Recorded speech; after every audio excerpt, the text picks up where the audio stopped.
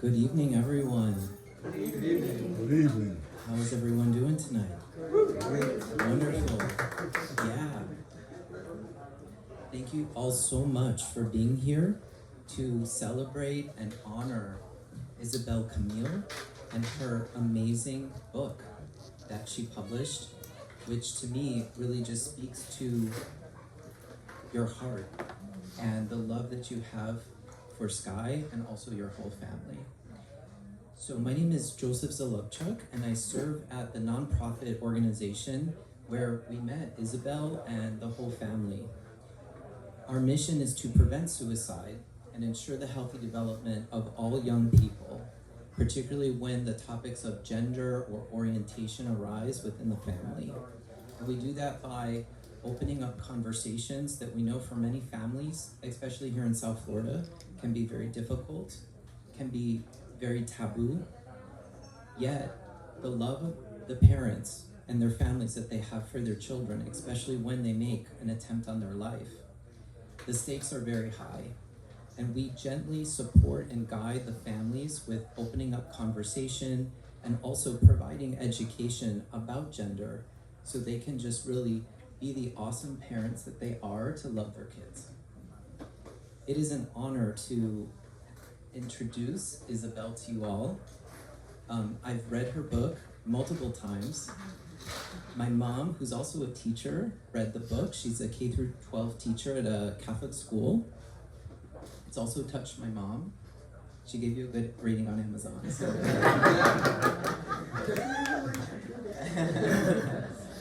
And Isabelle, thank you for who you are.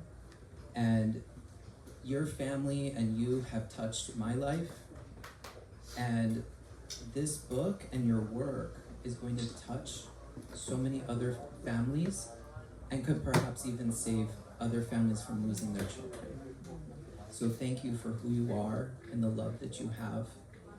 And your love is so big. Now, Isabelle's love for her family is spreading all across South Florida and beyond. So, Isabelle.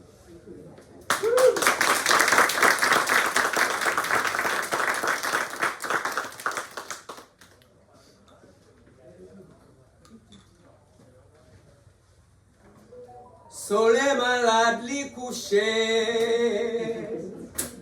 la ti bonito, yo voye parler, moi yo dim soleil malade. La ti bonito, yo voye parler, moi yo dim soleil malade. Les moi rive, ma voix soleil couché. Les moins rivés, ma voix sous le mourir, c'est regrettant ça, pour n'enterrer soleil, ça fait la peine, oh. C'est douloureux ça, pour n'enterrer soleil. Voilà, merci.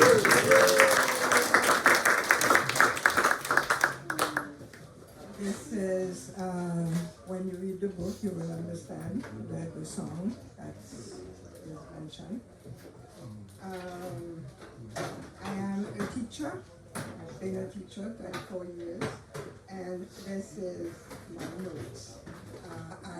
My students hated it that I would handwrite my notes and print in cursive.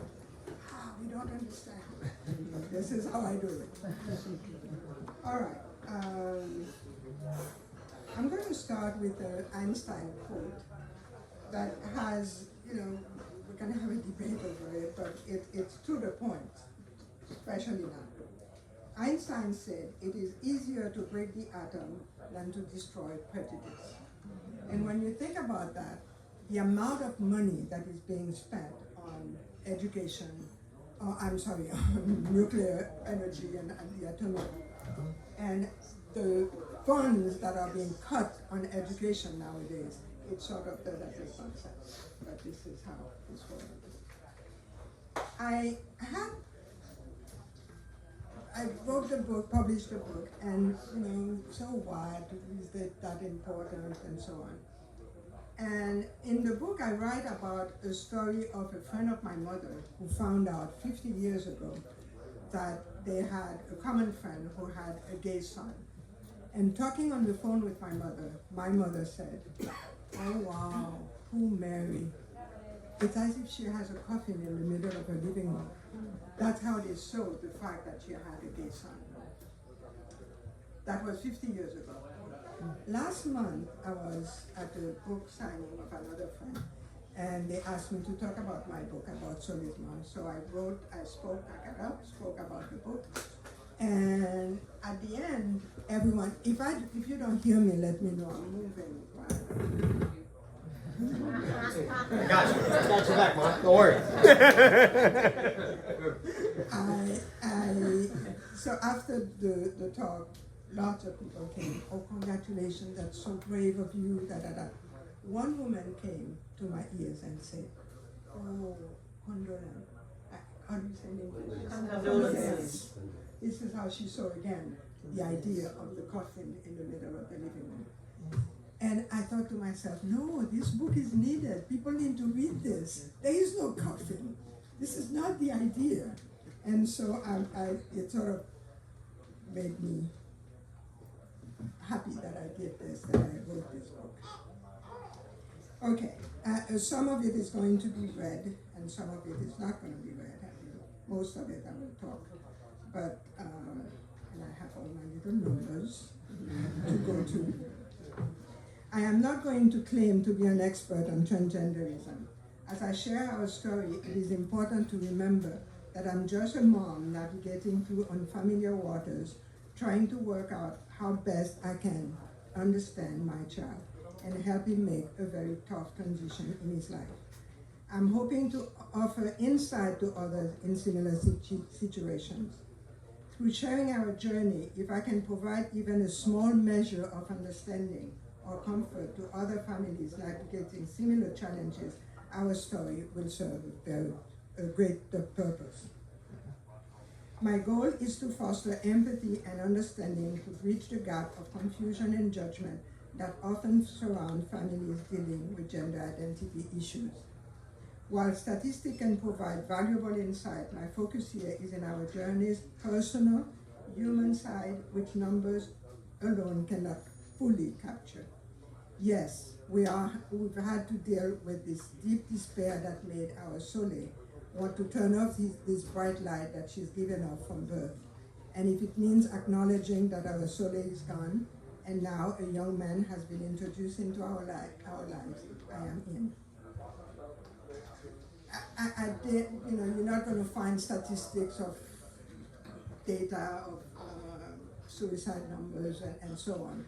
This is our lives as we went through Soleil's transformation.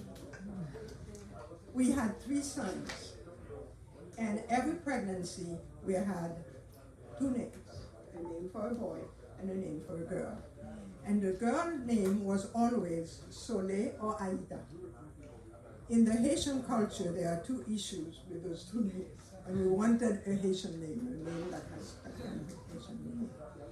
Soleil is, you heard the song that my husband sang. Soleil malade, il couché, you voyez chercher, Soleil is sick and is ill, is dying, and they sent for me, and by the time I got there, Soleil was dead, and so we had to bury her. So the words are not happy words.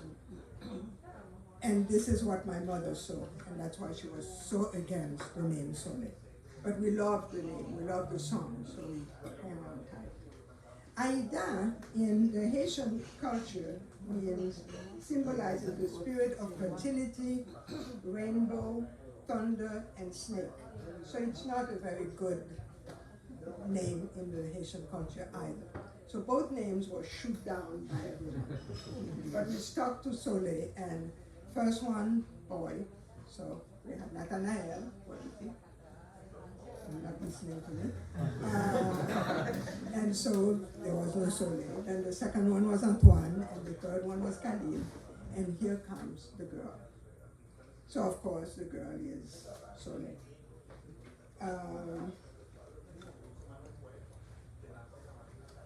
I have to check which part I have to read and which I have to.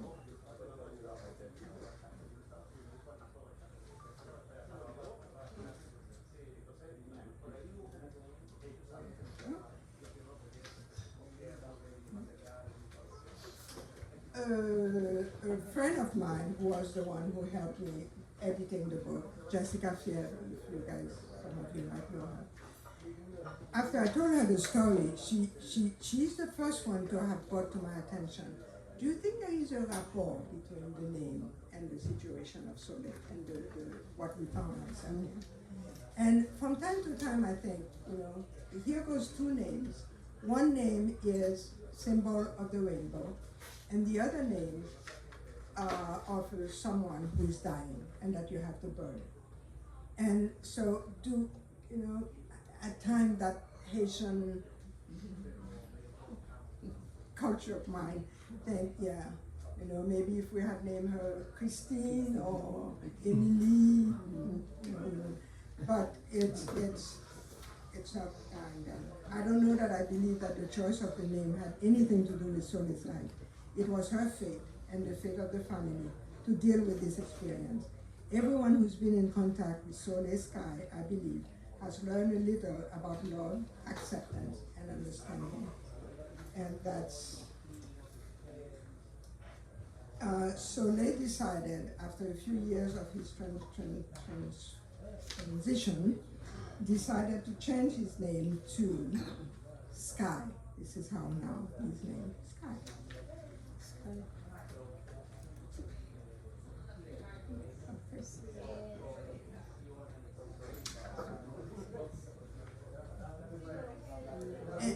So losing Soleil has required a profound emotional adjustment, a process of grieving and acceptance intertwined.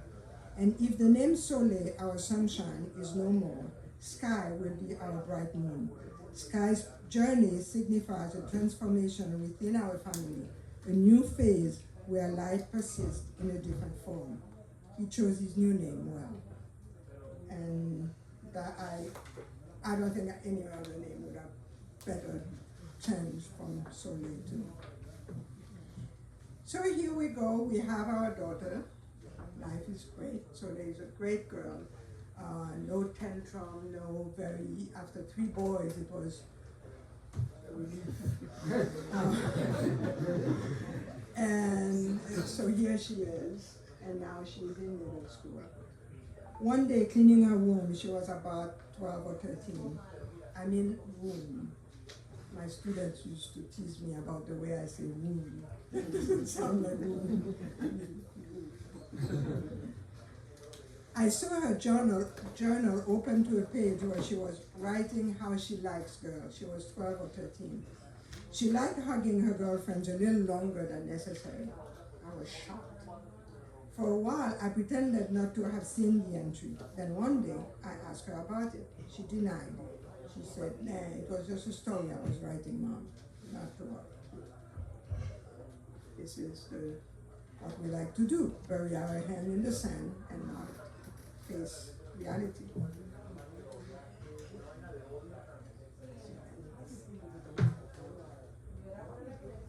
The most troubling part of the situation is that I always believed myself to be accepting of homosexuality. My passionate defense of LGBTQ rights contrasted starkly with the difficulty I faced at first in applying these principles to my own family, within my own family, particularly with Soleil. We have a nephew who, at a very young age also, had declared himself to be gay, and everyone was perfectly fine. Well, not everyone in the family, but I was certainly perfectly fine. I loved Kevin before and I love Kevin now. But it was different. I just couldn't accept it. I couldn't deal with it. I didn't know how to deal with it. And so I pretended I didn't see. I pretended it was truly just a story that he wrote, which was not a story.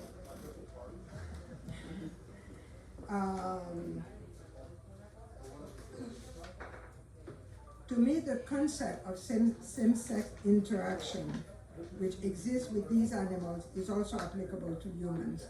in the summer, I used to teach at a course in Warrington, Virginia, and where there was a lake where the geese some of the geese from the movie Flying Home would come and land and spend some months, some time there. And there were some of them that were obviously homosexual. They were boys and girls and they're very protective and not let people come. So if there is no morality, there is no purposeness in their doing. And so if they could have this attachment to the same sex, why not humans? I don't know if any of you have read the book and Tango Makes Three. Beautiful book of the story of two male penguins in the New York Zoo, where the two male penguins were very attached to each other. They were always very close, but they would look at the couples, the male-female penguins, and sort of look for the babies. Why can't we have babies too? You know, the zookeeper sort of felt that there was something that they had. So one day he took an egg from another. He took an egg from a couple, a female penguin, and brought it to them. They sat on the egg for months, for days, and eventually a little pup came out, and they were absolutely wonderful with the love, the care that they gave to that penguin. It was their little baby. So all that made me say, why can't I accept it in my child? Why can't I accept that in my daughter to be?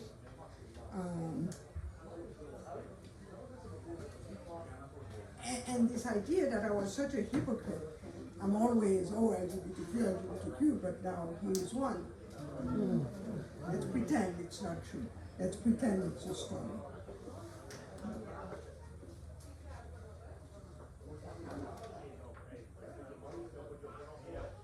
In the house, I was sort of the only one that pretended to understand LGBTQ. Everyone else was not, my husband, my other children. They didn't like the idea. Homosexuality to them was not. So I wonder to myself, was I using Chantal's unvoiced position against homosexuality as an excuse not to want to accept the situation? I'm still not sure, but I know I was deeply affected by the thought of a gay child. When I think genuinely about it, I see the surface idea was there. What do I mean by the surface idea? For Soleil's first communion, I sewed the most beautiful dress, embroidery and dentelle and by hand. Everyone was amazed at the dress. And I thought to myself, you haven't seen yet. You'll see her wedding dress. I was already preparing myself for what extraordinary dress I was going to make her. So that was okay. So there will not be a white dress and veil wedding. And so in my heart, I had imagined her walking down the aisle in a breathtaking dress, a young man, her fiancé, waiting for her at the altar. This is how it is to happen. Soleil's announcement that she was gay challenged the dreams I had harbored, forcing me to reevaluate them in light of her needs and happiness. At first, disregarding the hardship she must have felt, I only saw my broken dreams. And for the longest time, I did not say a word about her sexuality, not to Chantal, not even to my brother Boris, about whom I always say, if you don't want Boris to know something, don't tell him. I knew their firm stand on the subject of homosexuality at the time. It was unacceptable.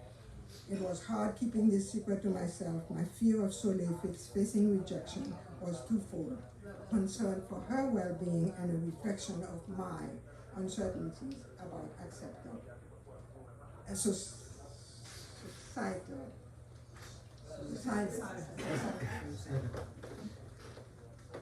English was not my first language.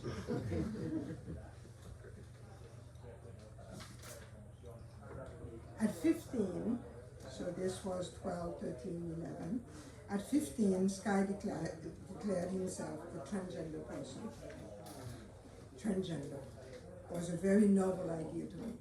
What do you mean you're a transgender? You have the part of a woman. What do you mean you're a transgender? I couldn't understand it. I couldn't grasp the idea.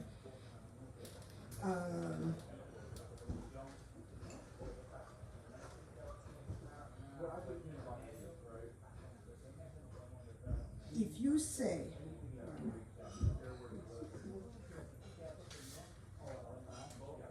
you say, I agree, you're not the declared female you were at birth, this must mean a mistake was made somewhere along the way. A challenging concept. God conceived her through Patal and I.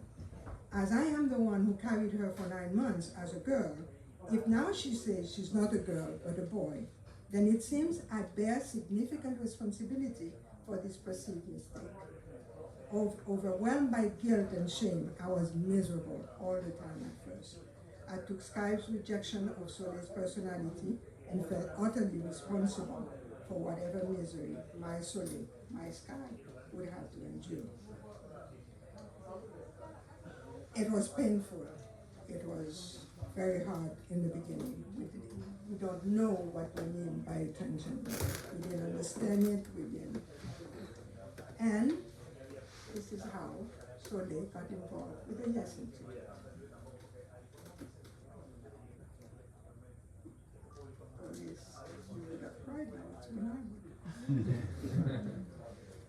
Sky got involved with the Yes Institute in his 3rd year of high school. He met them during a school field trip with the group Gay Straight Alliance. That meeting was salvation. He started as a casual visitor. He then volunteered with them. After graduating high school, he would be part of their staff for a while. Initially, our family viewed the Yes Institute with skepticism. They accepted it too quickly. They're the ones pushing it. He shows up and says, I'm a boy. Oh yeah, hello boy. What is that? My name is Sky. No, my name is not Sky. His name is not Sky. His name is Soleil.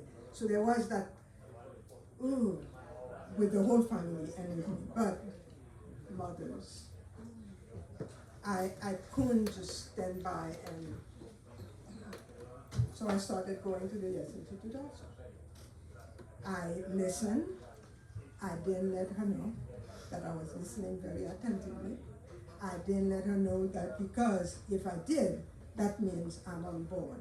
And I wasn't quite sure I wanted to be on board yet.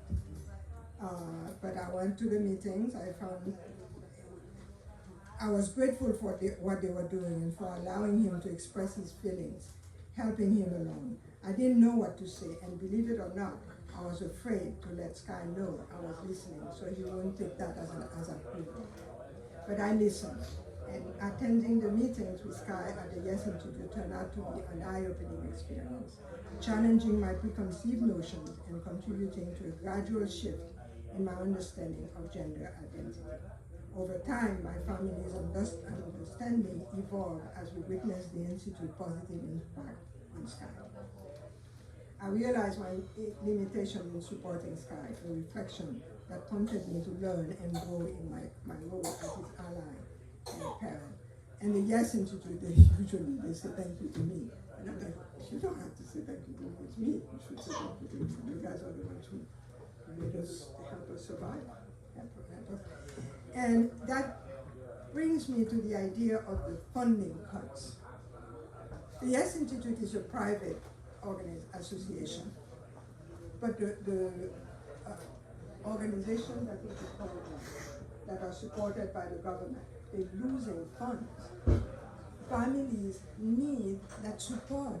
You don't just say, oh, I'm a transgender, oh, I'm gay, and then we understand it. It's not, we need support, we need people who know, I don't have the data and all the scientific knowledge in the book, but they have it, and they're there to help you, to support the families in going.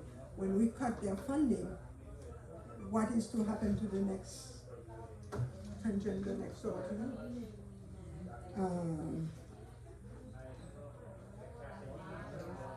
At that point, he was very much into boys' clothes and so on. He wore a binder around his breast. and it was painful to see him with the binder. Years later, Antoine told me that one day, that he tried to put the binder on and there was no way it would pass through his head. This is how constricting it was, and he had it on all day long. There are two things that happened with Sky and I. It was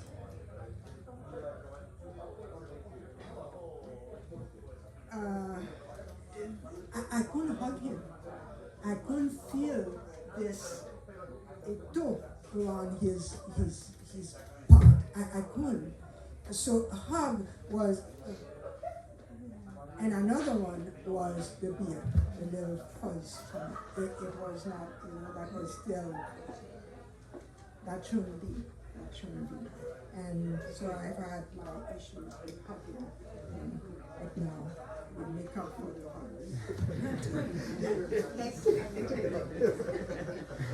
I'll still hug you, Ma. It's okay.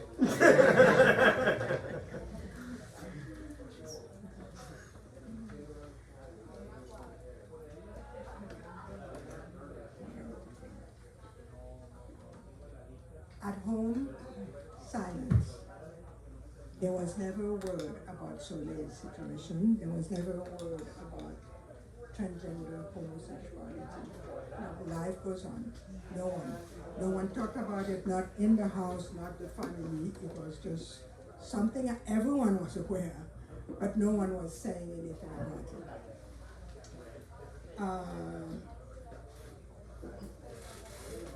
For Sky's 16th birthday, my brother started going out with a lady back there who used to paparazzi, who is a very aware person, very committed person. She had just started going out with boys, so didn't know really the story of the family, but she sort of felt it. So for her 16th birthday, I explained that, I apologize in the book, and I mean to apologize to you. You'll feel this ambivalence. Sometimes I say him and her. When I have to go back in my mind. Am I talking about Soleil before 13 or am I sort of, and so I say him and her, which is not good. But he's a great person. He forgives me. So Boris tells Danielle to get a birthday present for Soleil. At the time it was still Soleil. To get a birthday present, to get a pretty dress. He was not in approval of the situation either. But Danielle thought, I don't think this person wants a pretty dress. So she got him a khaki skirt and a white polo shirt. Stand up. And here they come with the present, and everyone, you have to try it on now, you have to try it on now. And Soleil. I didn't say no, but I didn't encourage it, but I didn't say no, it's okay, she can try it on later. She had never wore a dress for years before that. Everyone insisted that he tried it on right then and there, tight-lipped, he still complied graciously. This is what describes Sky. In this act of compliance, Sky demonstrated a profound love and graciousness toward his family, willing to navigate the discomfort for the sake of familial harmony. This moment showed Sky's capacity to prioritize the feeling of his loved ones, even when faced with challenges to his own identity. Still, this is one of the moments, you notice I talk about it in the book, this is one of the moments I live to regret forever. I do beg you to forgive me, my Sky, for insisting on perpetuating the masquerade. But I was still learning at the time. My excuse.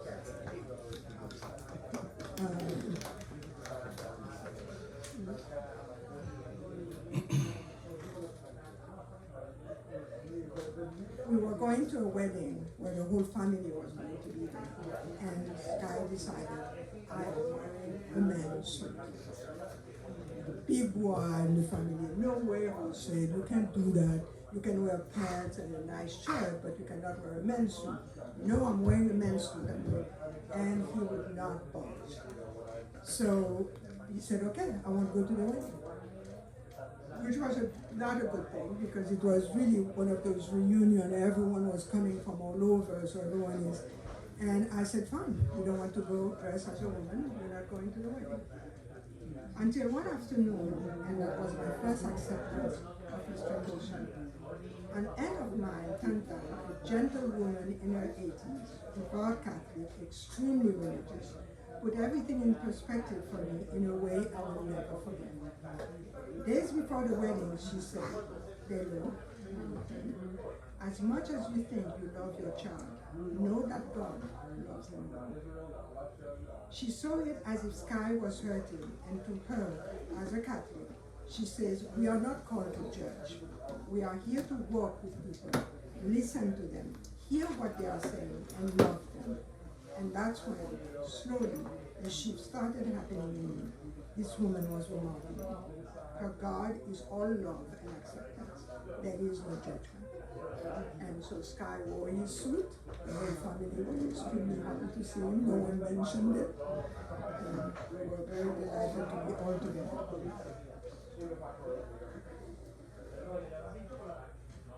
So the senior year. Imagine being a senior with all the questions. The future, what are you going to do? Take the SAT, take the this, take the that, write your essay. But then he didn't know who he was. So who's going to take the SAT? Who's going to write the essay? The essay will be about what?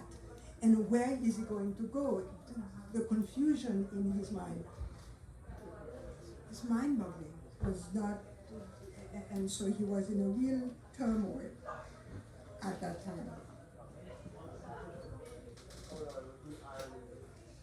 Soleil's involvement with the Yes Institute ranged from participating in workshops, that was at the time, the senior year, to volunteering for a community outreach program, providing him with a supportive space to explore and express his identity. They provided Soleil more than just a safe space. Their staff offered tailored guidance, empathetic listening, and an affirming validation that bolstered his confidence. The friendship Soleil forged at the Institute, and we're all here for him, and we'll always be here for him because they are friends. Forged at the Institute were more than mere social connections. They were lifelines that provided him with understanding, camaraderie, and a sense of belonging, crucial during this formative period. In the spring of 2009, a culmination of internal struggles and external pressures overwhelmed Soleil. And one day, he decided he wanted to end his life.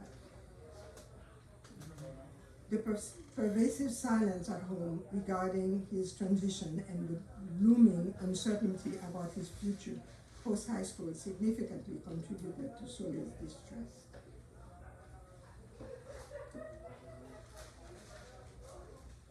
As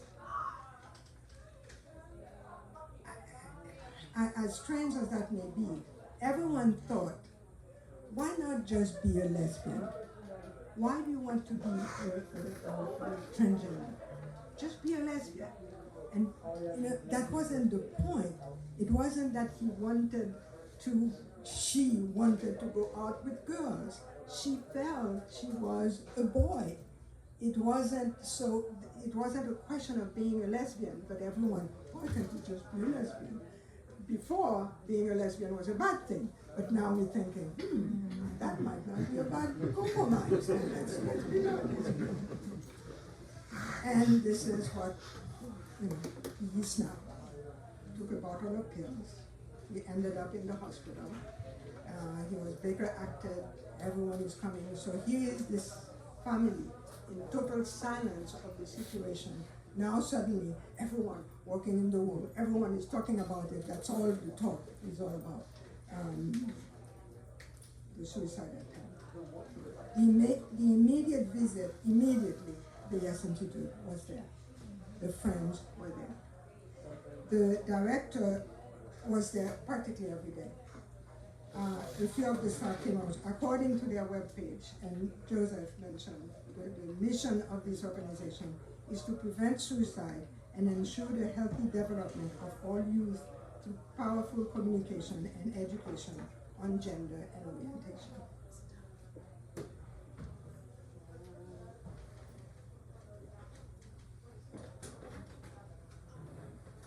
Martha Fugate, who is the director of the program, was at the time, her concern for Soleil was genuine. There was no question. It was, she was there. She was there, and she told him, don't do that. This world needs your light. And so you cannot do this. You cannot do this again. We need to have that certitude, that you are not going to repeat this. They were all here. Luke, Joseph, Martha. Luke is Lucien, he is the one over there, who wrote the foreword in the book. I want to read a little passage. He wrote the foreword, and he said, of his first meeting with Soleil, with Sky, and I knew that I offered a lifeline of sorts to him as well. He saw in me, I think, a hopeful future where he too could have a job, a healthy romantic relationship, and a chance to live true to himself. In that initial meeting, I didn't question Sky. I didn't challenge him or demand evidence, but rather created space for him to experience being seen for the first time without needing to pretend. In that moment, Sky came to life. Witnessing that awakening is something I will always treasure. Our exchange that day was brief, but it cemented a lifetime bond between us. And that is, so I thank you. Yes, you certainly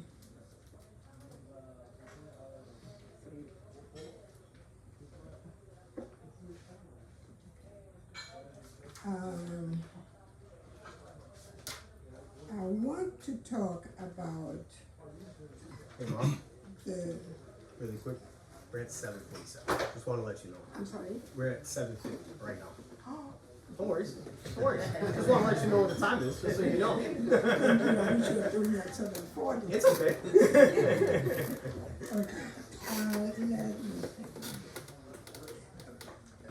I was going to talk about, when he decided to go through the top surgery. That was a big step in his life. But you read the book?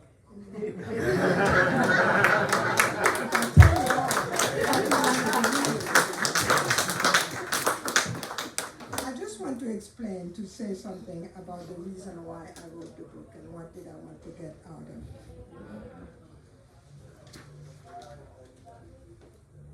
As I started writing the book, everyone was asking me, why do you want to write that? What are you what are you going to get out of it?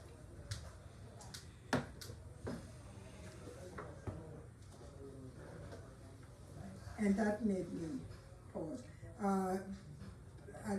In terms of why you want to write the book, many people also asked, does Sky approve? Does Sky want you to write it? And I said, yes. Well, first of all, he was supposed to write his first. And I wrote it first, so now he's still waiting for number 2. This book is part of my journey to accept the reality of Soleil's transition from the daughter I gave birth to and loved deeply to the son they are today. Mothers of transgender children will understand the complex emotions and struggle associated with the revelation of Soleil's gender identity. Society defines gender based on biological differences, X, Y. However, scientific research and medical understanding reveal that there can be variation in unique traits that accompany these classifications. You may be wondering, are these variations mistakes? And if so, when and where were they made? If you believe in a higher power, did God make the mistake? As the mother and carrier of life, I too embrace the misconception that any deviation from traditional gender and chromosomal configuration was erroneous.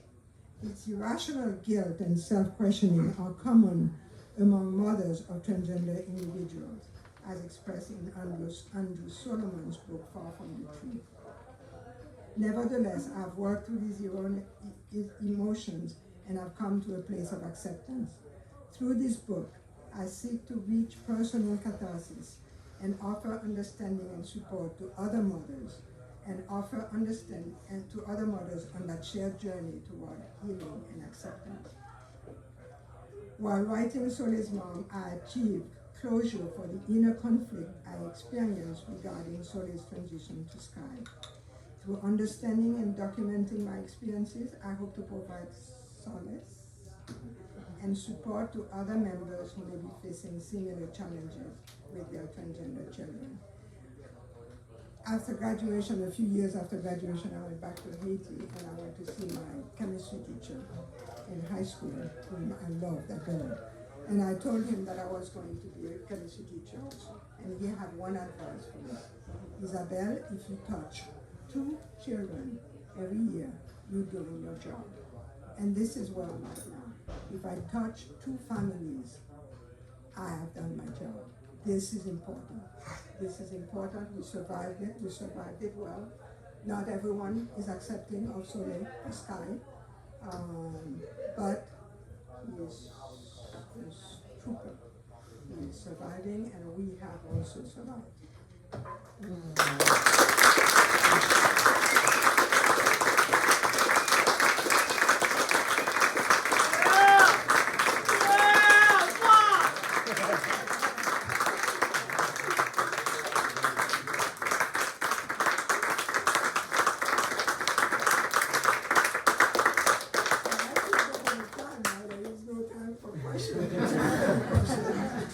You should have told me at 7:40. I'm sorry, Mom. I'm sorry. That was my fault. You're right. Sky. Yeah. This is Sky or Soleil. Or Soleil. That was another question I was asked about. Why did you call the book Soleil's Mom and the Sky's Mom? I think Soleil's Mom was sort of my swan song to Soleil. So we are all Soleil and now Sky. That's what you did a good job. Yeah. Proud of you. Thank you. Okay.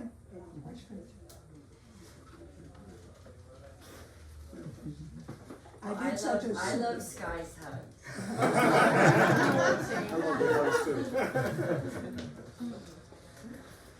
It's wonderful to see this group here. You guys are pretty supportive. How does it feel now when Sky is an adult? Seeing him into his, like this far into his journey, how does that feel? I don't know if I want to say this to you and let you know this. Cover my But ears. somehow, I think more and more I'm letting go of Soleil. I'm not, that daughter that this is my son, this is my child. And, I'm grateful that yes. She's a beautiful person, very fun. We always talk and we laugh, and you are you. Serious. First of all, I want to say how beautiful you look tonight. Secondly, I love the comparison of the name, Soleil, and the other name from the beginning of how you, to me that was the foundation, the beginning of the purpose of the book. Yeah. But at the end, what I wanted to say is that there's no mistakes in the divine way. So you started with a purpose of having this name, and if you really think about it, he turned around and named himself Sky. So beautiful. And congratulations.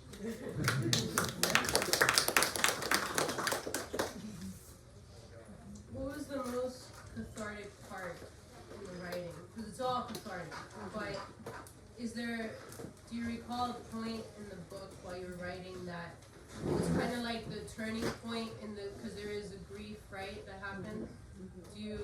Do you have a recollection of that, of your writing?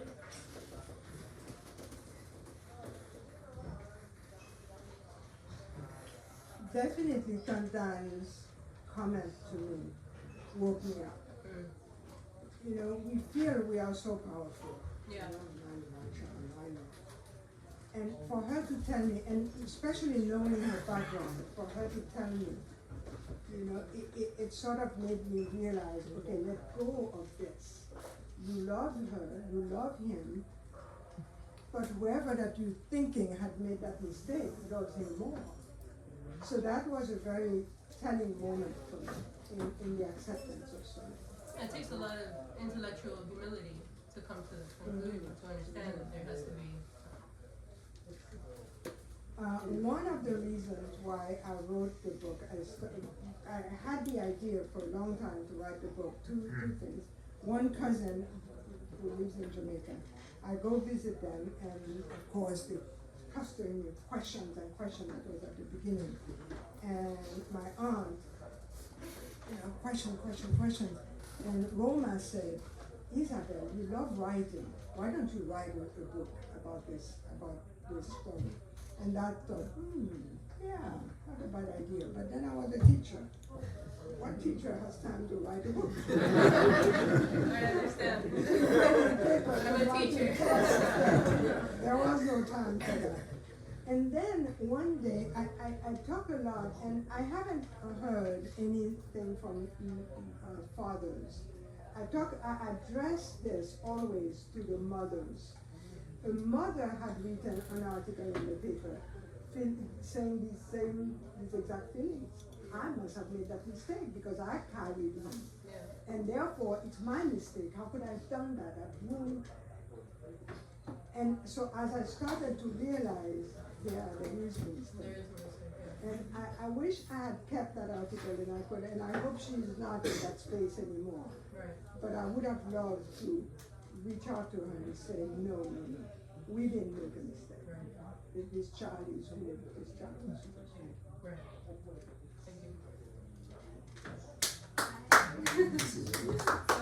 So gotten this invite to hear that you were writing this. I was just curious, what advice would you give for other educators who have trans students, and especially to create a safe space for them, especially if their parents don't approve?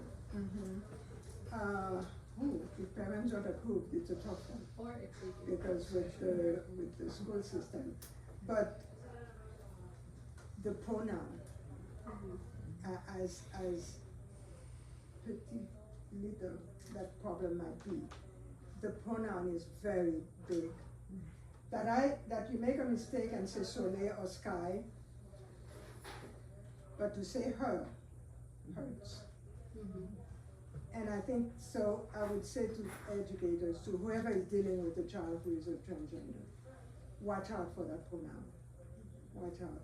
And that was a lesson I learned at the Yes Institute. One of the very first meetings I went to, where a woman was a trans woman, and this is what she had to say. And I remember that day that I was there, she had just one more time changed her name. It was like the fourth name she was coming up. And so in my heart, looking at the Yes Institute, yeah, you see, you're confusing people.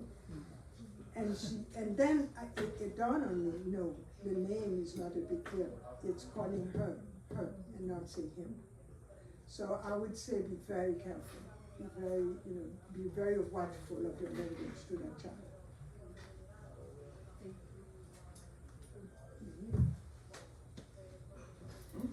As a teacher. Well, you said be careful with the pronoun, but we can ask them how, we want them to relate to them. Exactly, and so when they tell you that pronoun that they want, respect it. Right. Respect it. Absolutely. Try to not make that mistake and say her, him. Interchangeably.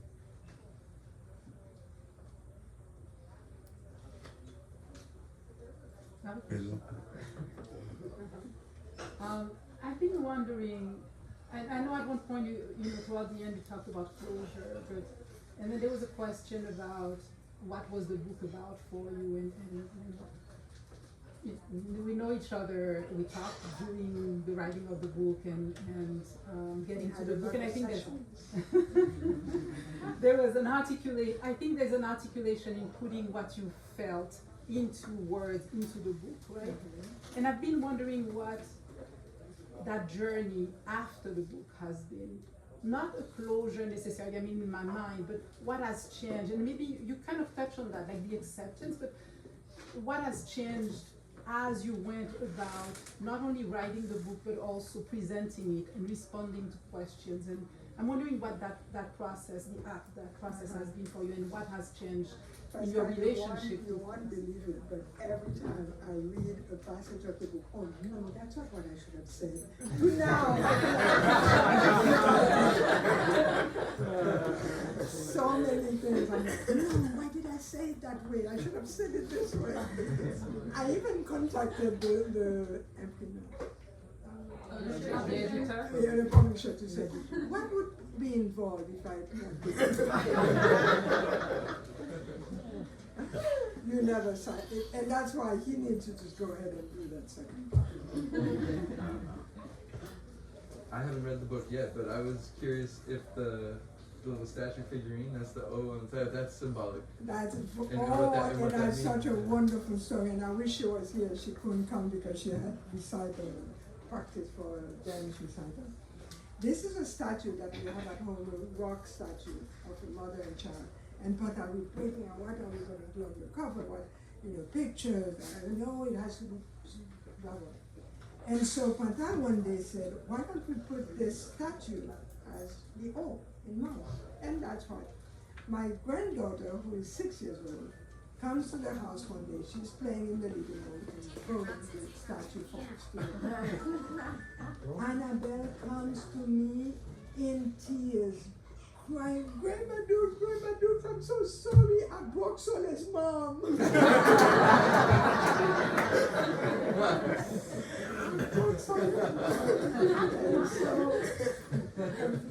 She bothered her, and it's okay now, it's okay, it's there. We'll fix it. It's a rock statue, so when you put up the one day she comes, the child, you should never let them very quiet. If they hear quietness, go find out what's going on.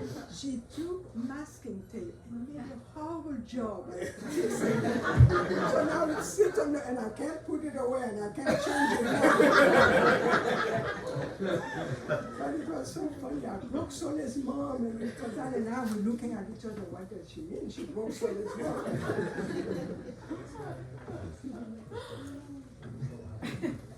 You have so many thoughts. I wanted to know, do you think that being an educator made you more better equipped to navigate the journey of having a transgender child?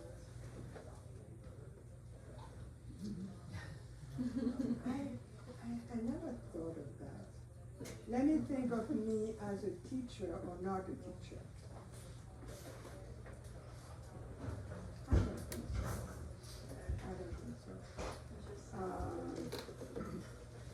It certainly helped me in insisting on communication with my students, but I think I was like that before. But it certainly forced this idea of communication with me. A quick story about communication, which again is very, very important that you know. And when I first came to the United States, speak very little English, we're reading the book, Black Boy, Richard Wright's Black Boy. I read the book, dictionary in one hand, one word, look it up. So I have a very vague idea of what the book was about. And we have to write a book report. So I'm writing a book report. The boy went home. The boy mother said, made dinner. I knew it was about a boy who was having some trouble, but that was the extent of my understanding of the book. So I thought to myself, this is so boring. The boy did this, the boy did that. Let me use the other word that I see in the book often. So from time to time, I would switch the boy to the nigger. Turn in the paper. The teacher is returning. He is mad furious. He is flapping the paper around. I understand not a word. I know that he is super mad at somebody. So in my Haitian background, I'm thinking somebody is gonna get a slap on the head. Who is getting a slap? It's my desk that gets slapped on with that paper. And what happened? And so it's another student who was Haitian who said to me, "You don't understand." And so I'm thinking to myself, communication. The man knew that I did not speak English. He knew, he saw me, the nigger. And so what did he think I meant by that word? Communication. Talk to that student, you know, hey, this is not appropriate, you know, but don't get so worked up. So I never knew, I never had a chance to communicate with him. It was a misunderstanding. So communication, you know, in terms of being a teacher.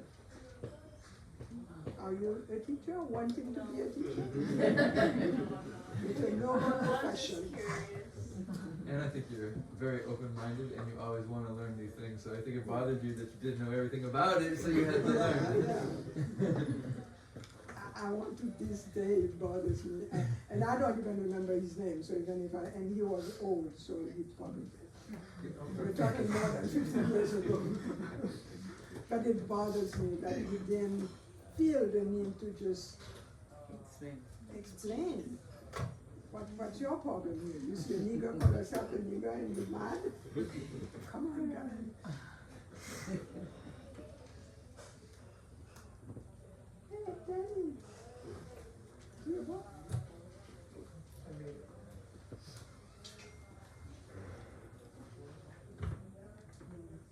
Okay? I was going to ask, since you said you had so many other thoughts while you were writing this, are we supposed to wait for Sky's mom now? Are you setting us up for that? Sky has to write his own. Sometimes wants to write also because most of everything I'm saying is the mother's feeling toward. It would be interesting to know the father's feeling toward having a transgender child. That's very teacher of you. I do, you do.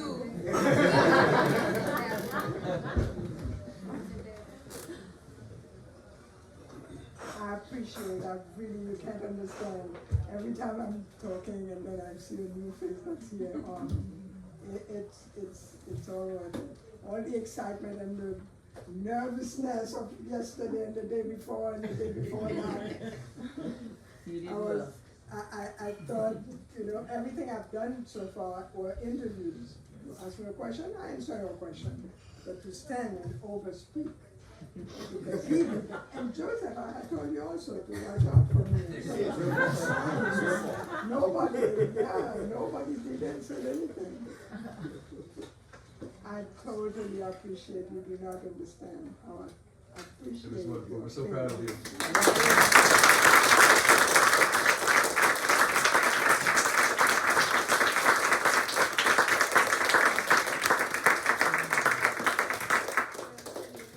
This is the young lady who saw a picture of Soleil once in the house, and then we said it's Kai, and he looked. How come you saying this is Uncle Skills? This is not Uncle Skills, this is the girl. So the parents had to deal with teachers. Can I buy the book here? Yes. And I can sign. I'm the little brother, so I have to say it. Full disclosure. Isabelle, you need a man to tell you what time of day it is?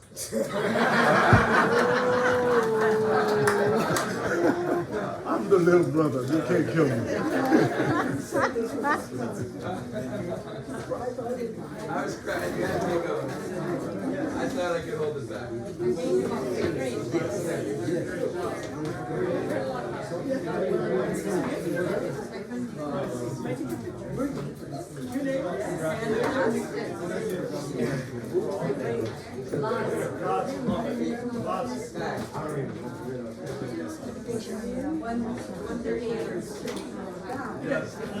whole one that is.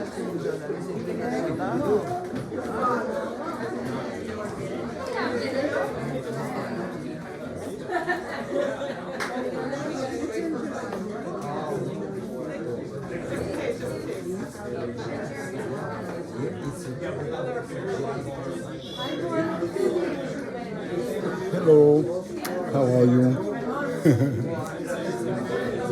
Yeah.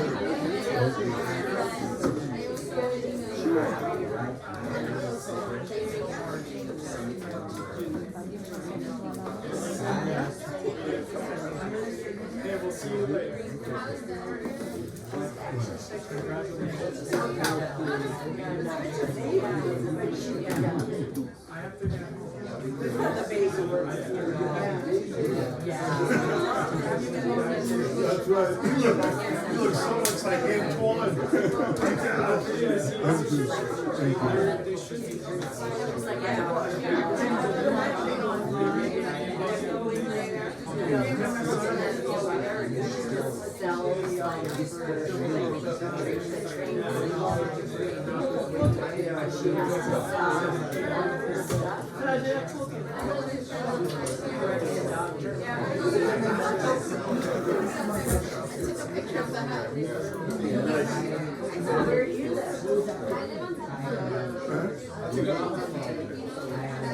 Thank you. Thank you. Oh, you get yourself a selfie. Send it to Isabelle. Thank you.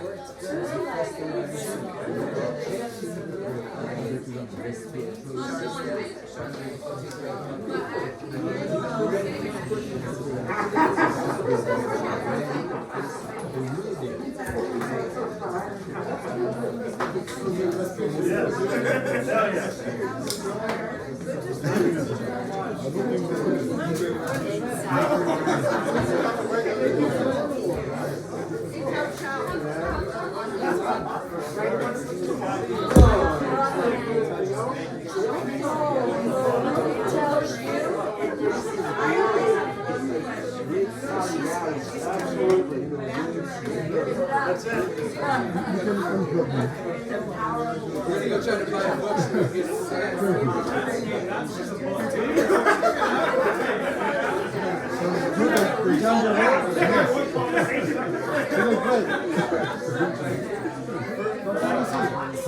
Long time no see. I know,